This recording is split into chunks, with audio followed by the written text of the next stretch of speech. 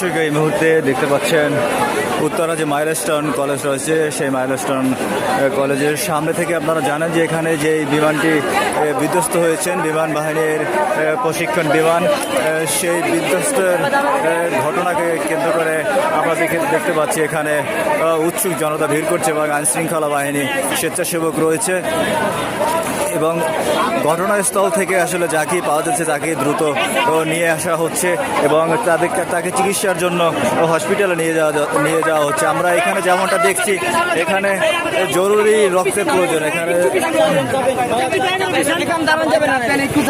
এখানে জরুরি রক্তের প্রয়োজন এবং রক্ত সংগ্রহ করা হচ্ছে। ঠিক এই জায়গা থেকেই রক্ত সংগ্রহ করা হচ্ছে।